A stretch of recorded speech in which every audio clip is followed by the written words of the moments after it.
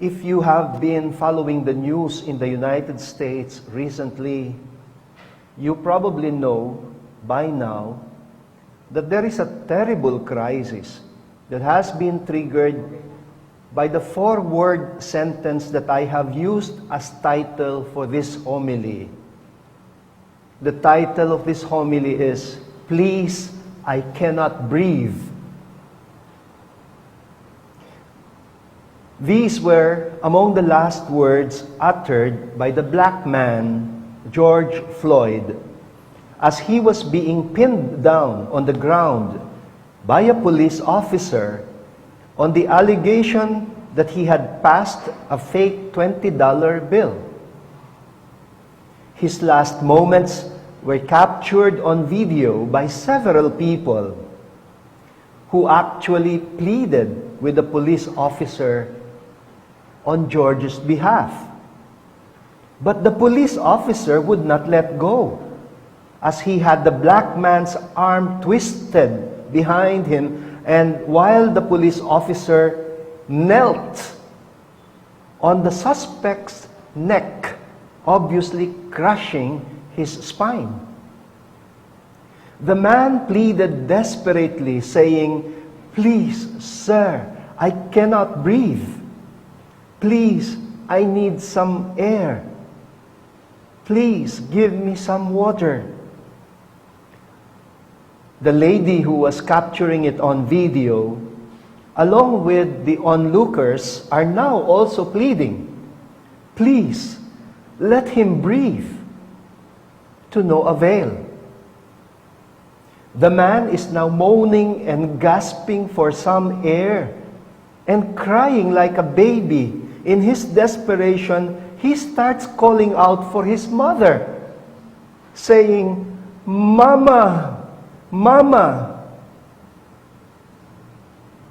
He was dead by the time the paramedics came to attend to him. This gripping scene that happened in Minneapolis just a few days ago has so angered the colored community in America. It has triggered violent strikes and lootings in various cities of the United States. It was also aggravated by a video of a white woman calling 911 because an educated black man, in fact, a Harvard graduate, she did not know, of course, who happened to be doing bird watching in the Central Park of New York, had asked this white woman to please put her dog on leash as required by the law. Well, she obviously didn't like being told what the law was by a black man.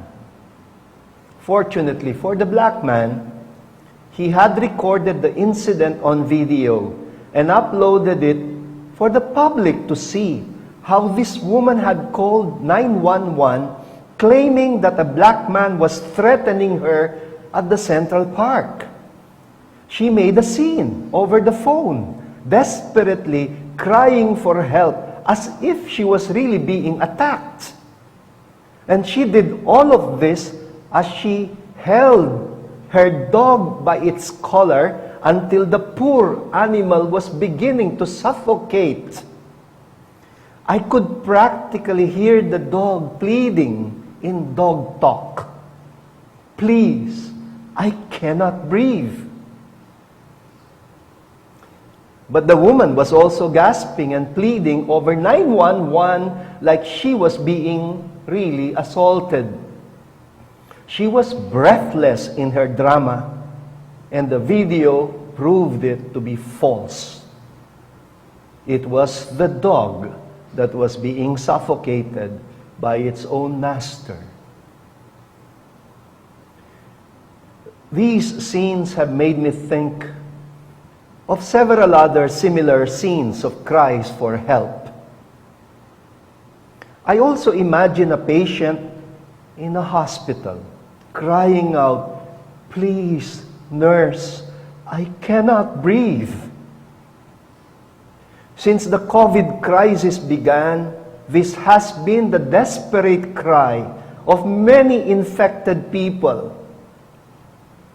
whose lungs have been taken over by a vicious virus that prevents people from breathing properly, causing what they call an acute respiratory syndrome.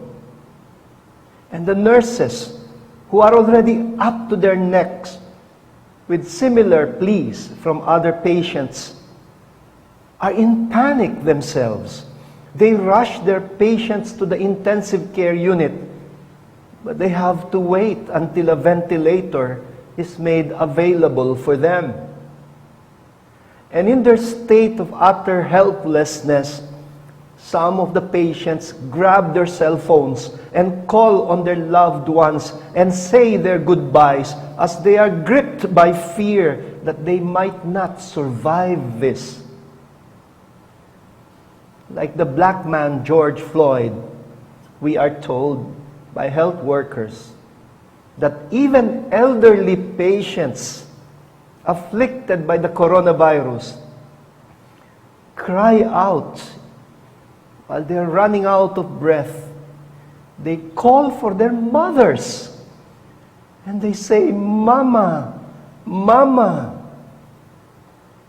And many of them have not survived this ordeal. Stretch out your imagination a little further. "Please, I cannot breathe." Was this not also the desperate cry of the environment before this pandemic took place? How the earth was virtually also pressed down by the neck by giant companies with no conscience and no morals about using up the world's resources and literally choking land, water, and air with so much toxicity, suffocating the earth with solid waste, liquid waste, and gaseous waste, even as the rainforests are burning and the glaciers are melting and the world's climate is radically changing. And then comes Pope Francis with his Laudato Si, pleading. I imagine him to be like that lady who had captured the cruel scene on video, verbalizing the earth's, our common home's cry for help. Please, I cannot breathe. My dear brothers and sisters, what a time to be celebrating Pentecost, when all over the world, people are beginning to suffocate already after nearly 3 months of quarantine, while the pandemic continues to plague every corner of the world.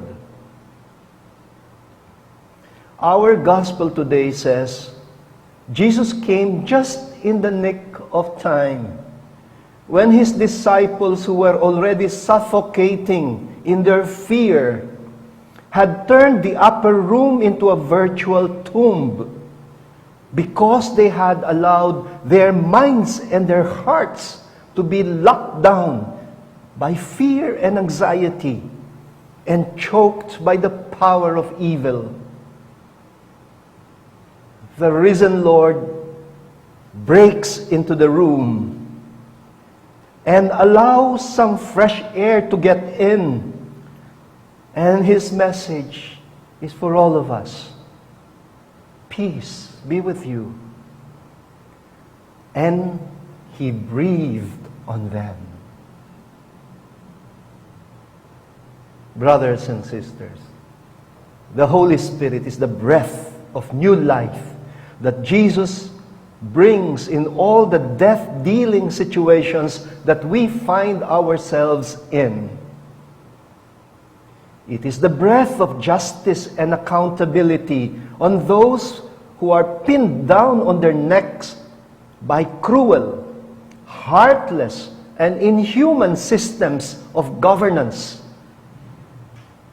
It is a breath of compassion and assurance for those who are already suffocating in their fears and anxieties.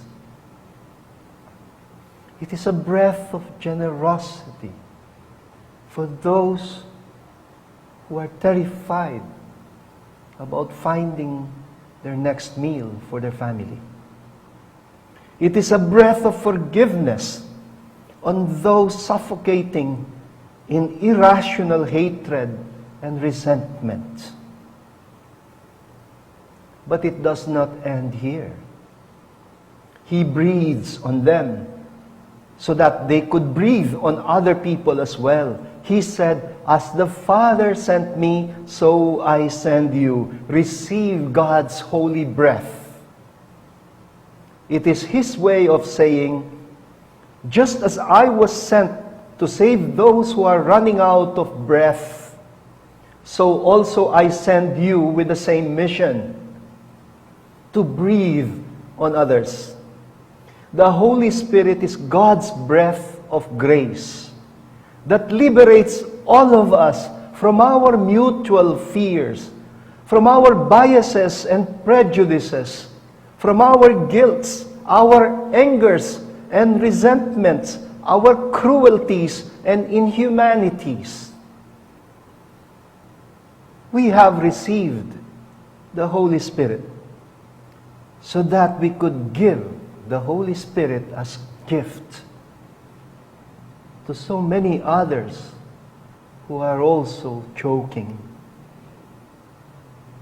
As we have been liberated to breathe, so we are now being sent to liberate so many other people who are presently still suffocating, still gasping for breath, still crying out desperately, calling on their mothers, "Please, I cannot breathe."